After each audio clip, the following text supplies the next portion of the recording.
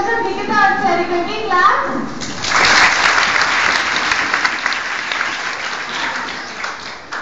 ఇప్పుడు కాలేజీలో ఎవరో పడిపోయారు. మరి ఏం చేస్తాం? ఇప్పుడు పడిపోయారు కదా, ఏం చేస్తాం? హాస్పిటల్కి తీసుకెళ్ళాలి. సో దానికి అంబులెన్స్ కాల్ చేయాలి. అసలు మరి మనం నిద్రపోతున్నారు, అన్నం తినక సడన్ గా పడిపోయారో తెలియదు కదా. అన్నం తిన్న పడిపోతే లేస్తారు కదా, దానికి హాస్పిటల్కి తీసుకెళ్తామా? తీసుకెళ్ళాం కదా, మొత్తం ఏం చూడాలి కదా.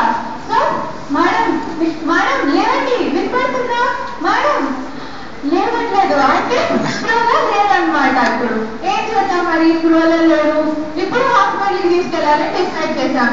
సో అంబులెన్స్ కి కాల్ చేయాలి. ఇక్కడ ఇంతమంది ఉన్నారు. ఇప్పుడు నేను అంబులెన్స్ కి కాల్ చేయండి అంటే అందరూ అనుకుంటారు నా పక్కన వాడు చేస్తాడు అని అనుకుంటారు కదా. సో మీరు ఎవరైనా పడిపోయినప్పుడు చుట్టూ చాలా మంది ఉంటారు.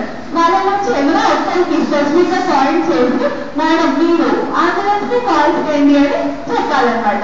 మనకి చెప్పేస్తాం కదా, ఇలాగే అంబులెన్స్ వస్తుంది. దానికి కనీసం కింద తీసుకోవాలన్నా పడుతుందా? అప్పుడు ఇలాగే వదిలేస్తామా? వస్తుందా? ఏదో చేయాలి. సో ఈ టైంలో మీరు ఏం చేయగలుగుతారు పేషెంట్ని కాపాడడానికి అనేది ఇప్పుడు మనం నేర్చుకుందాం. ఈ ప్రాసెస్ ని మనం 4 స్టెప్స్ గా నేర్చుకుంటాం. ఒకటి A, B, C, D. ఏ అంటే ఎయిర్ వే.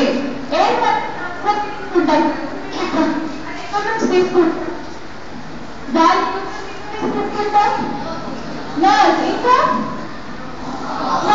గాలి ఎక్కువ వచ్చి లేదా దాని నుంచి తీసుకుంటాం.